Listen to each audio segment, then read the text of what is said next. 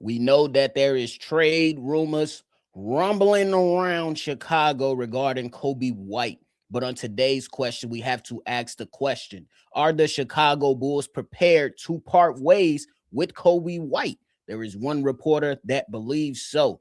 And it is Derrick Rose night, man. If y'all ain't got y'all gear on to celebrate Chicago's own, I don't know what y'all doing. But before we talk about it and go down memory lane, y'all know we got to hear that music first.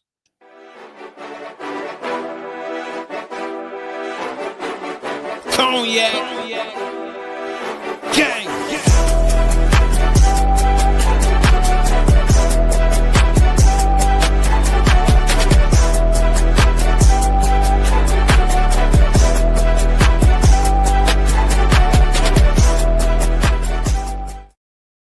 Shy Bulls podcast with the Cognac Boys. I'm Cognac Boy Bobby, and I'm holding it down for today's daily episode. So if you're tuned in, ready to talk Bulls basketball, and you are not a member of this channel, make sure you go ahead and hit that like button and subscribe to it, because we are bringing you the latest on your Chicago Bulls every chance we get.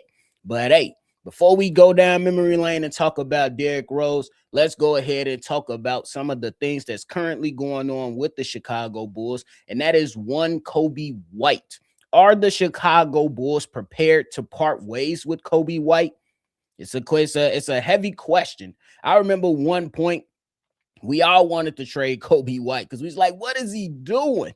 You know what I mean? And now we come to the crossroads to where we want, as a fan base, to see a difference in this team, to where we can feel like we have somebody or some product that's on the basketball court that can potentially bring us a championship, bring us some more excitement when the playoffs roll around.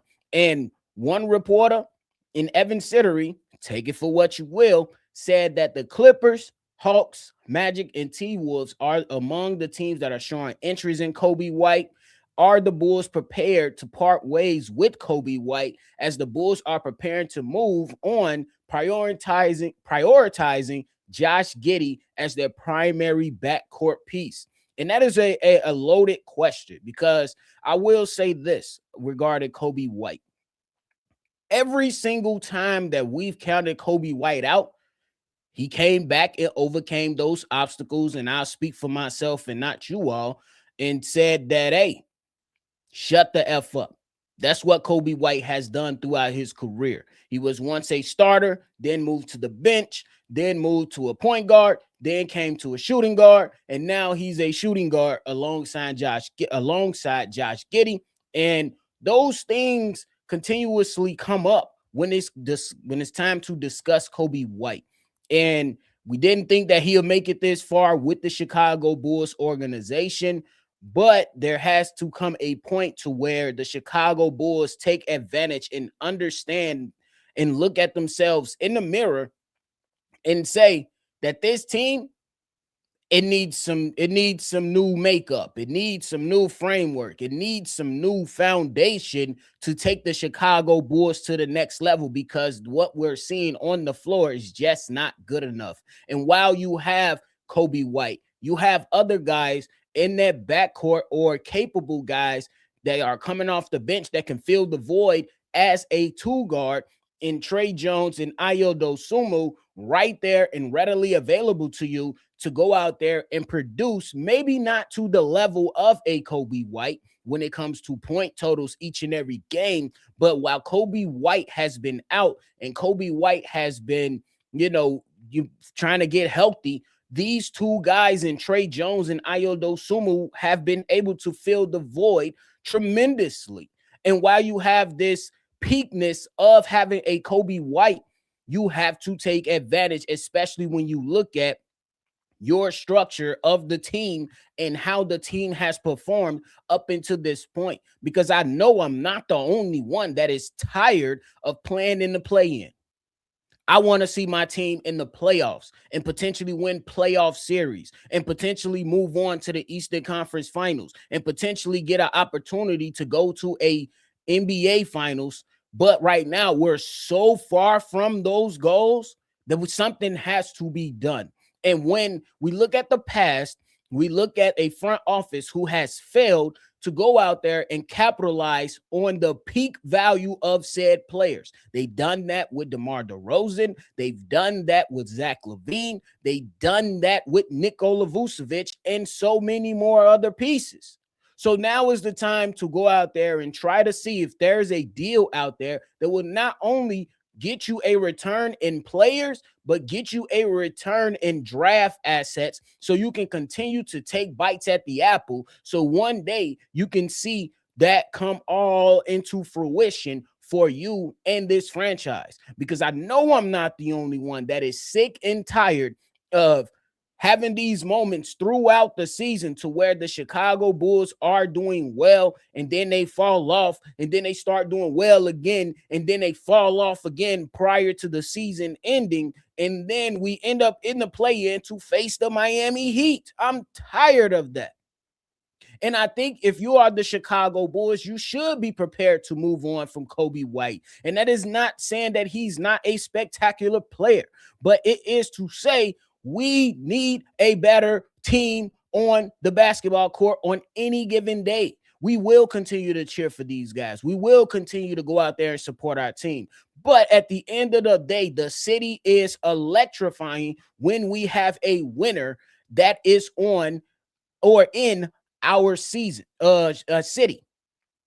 And the two guys that I believe, if you do move on from Coby White, that are very, very capable, I previously mentioned, in Tre Jones and Ayo Dosunmu. Tre Jones has done really, really well in the absence of Coby White. And I want to remind those people who may come out and say, well, what do you do with Tre Jones? Tre Jones has signed a 3-year, $24 million contract this past offseason. And me personally, he's already paid his dues. He's already outperformed that contract. And right now, you have to take advantage of that contract because he's averaging 12 points this season on 55% shooting from the field and 32% from the three, giving you 3 rebounds, 6 assists, and 1 steal per game. And that is not having the consistency of coming off the bench each and every game.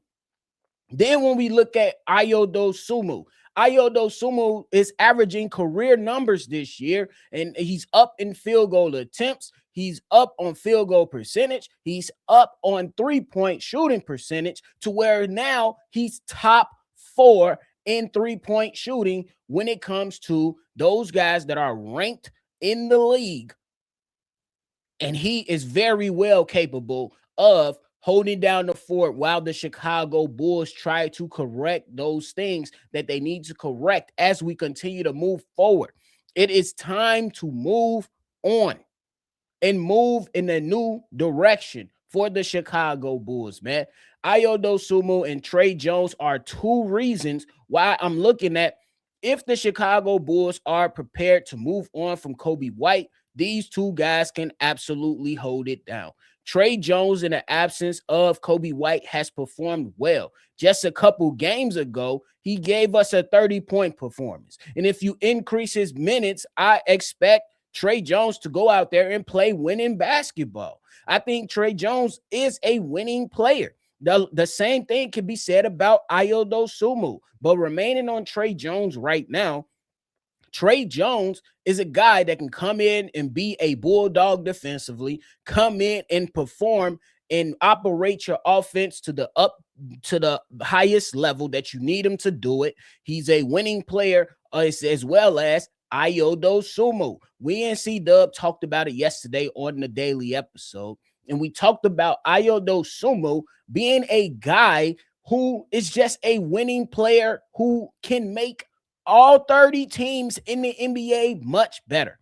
Simply because if you need him to run the point guard position, he can do it. If you need him to play off ball as the 2 guard, he can do it. If you want to go out there and increase the pace in transition, he can do it. If you need him to go out there and guard somebody on the opposing team, he can do it. If you need him to go out there and shoot threes, he can do it. This is what we're talking about, man.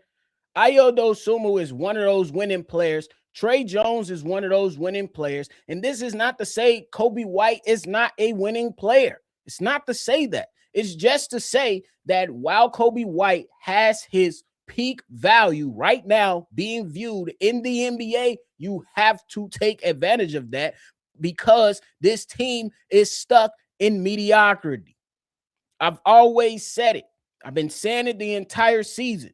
It's okay to take 2 steps back to move 3 steps forward when it comes to the Chicago Bulls because we're stuck in the play-in. We've been in the play-in since its inception.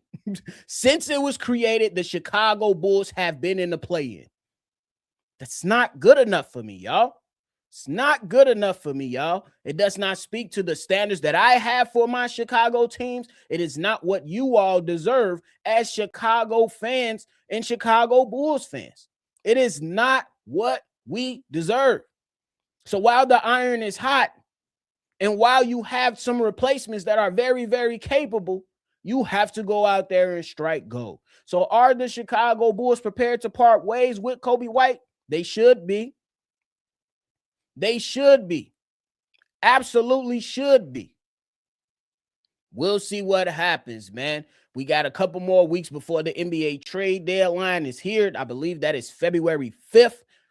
And we'll see what happens if the Chicago Bulls elect to move on, which I think that they should. It is not to throw shade at Coby White. It is not to say that he can't help this team, but it is to say that, hey, I, as a Chicago Bulls fan, want to see my team get better. That is it. And we are not getting better by holding on to some of these guys. We need new pieces and new faces operating on this team, whether that comes for the remainder of the season or whether that's to come on the draft and whether that's to come over the offseason where the Chicago Bulls front office has been harping on having so much cap flexibility after the 2026 season, after this season. So we'll see what happens with that. Now it's time to take a road down, a trip down memory lane. Later today, y'all, Derrick Rose #1 jersey will go up in the rafters, man. And I cannot go out there and say it more than, bro, I could say it 1,000 times, bro.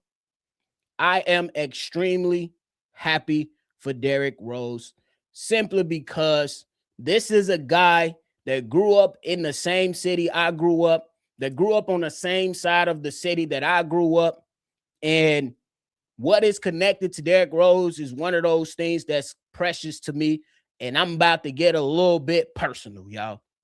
First and foremost, shout out to my people in Korea who hooked me up with the custom Derrick Rose jersey. We got the #1 right there with Derrick Rose face. Yes, sir.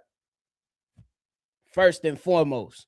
And then secondly, Derrick Rose night is just so important to me because if you don't know, while I was in high school, I lost a sibling. That was my little brother. And why this moment is so important for me, not only because I'm getting ready to see Derrick Rose number go up into the jersey. One of the last moments that I had with my brother was celebrating and watching Derrick Rose. My little brother copped his last pair of shoes that he bought. Well, that was given to him. Given to him by my granddad, Lewis, was a pair of Derrick Rose first signature shoe. And on top of that, of getting that signature shoe, my little brother was gifted a Bulls puffer jacket to match the shoes. And so this is an important time for me. It is a great time for me. And it speaks to how hard Derrick Rose worked. It speaks to how Derrick Rose brought people together because we looked at one of our own go out there and become the youngest MVP in NBA history. We looked at one of our own go out there and represent the city to the highest level. No off the court drama, no on the court drama, no fluky stuff coming with him, no trying to create the narrative stuff. He gave this city his all. Derrick Rose went to Simeon. There is a football field on the backside of Simeon to where I played football in 8th grade on. I played football there. So that is just an embodiment of how all of us people that grew up in Chicago, and even fans that weren't that never lived in Chicago but support this team. Derrick Rose showed us that no matter what, if you could put that hard work in, you can make it out the city, bro. You can make it out the city, bro. And I took a different direction with my life by joining the military. And that was my way out of Chicago. And that was my way to go out there and say, hey, I have a son that is here. At the time, she's now my wife, but as a girlfriend, I was like, I can't live like this, bro. Not to say that my city was doomed, but sometimes you got to separate to elevate, y'all. I married my wife, who was then my girlfriend.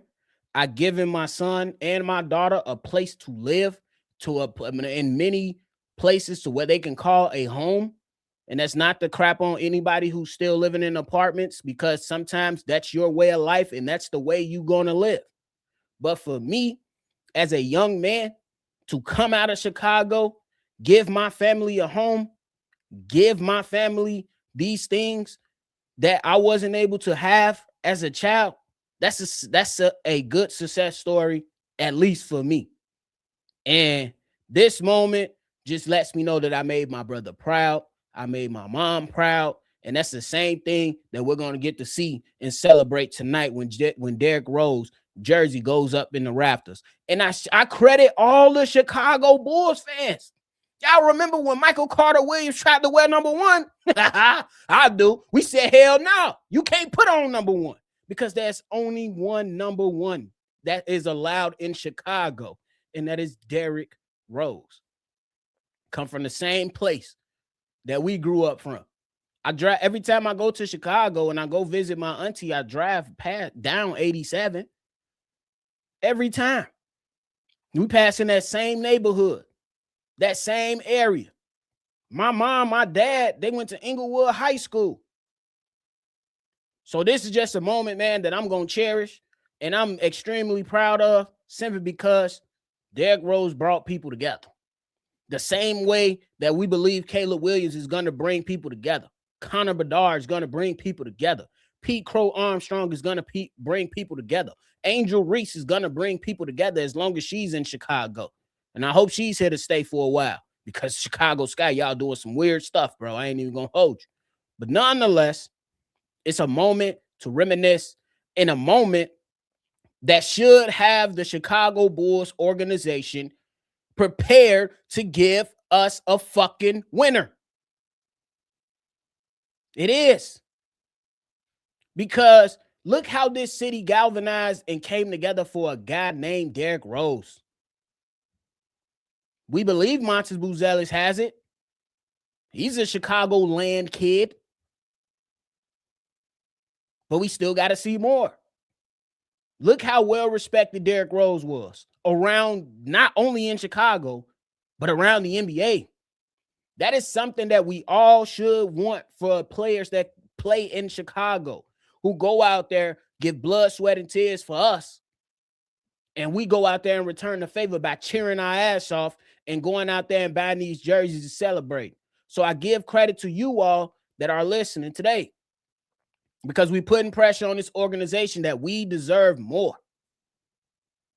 We haven't seen an electrifying player come through those turnstiles that we consider our own since Derrick Rose. We had DeMar DeRozan. We had Zach LaVine, but they weren't our own. Somebody we drafted and they came in and put the work in. It's been too fucking long. It's been too long. We deserve that. We deserve that. But hey, man, I'm excited. This is not the only Derrick Rose jersey I have. I'm going to be rocking both of them all day, and I'm going to be celebrating my mans, and I'm happy for him, man. And he let y'all know. Call him Mr. Rose now. He a businessman now. He a businessman now. But hey, man, And y'all gonna see Steve-O and the fellas. They're gonna be together on a live show later today. Won't be able to join them due to the weather. But hey, man, y'all make sure y'all support them. But me and C-Dub will be live later today on our channel, simply because we got to show up for our boy. But hey, that is it for me today, y'all. I appreciate y'all for tuning in to another episode. Before y'all get up out of here, make sure you hit that like button, subscribe to the channel, and hit that notification bell as well, man. I appreciate y'all. Make sure you always see red, and let's get ready to celebrate later on tonight, man. I'm out of here. Peace. Cognac.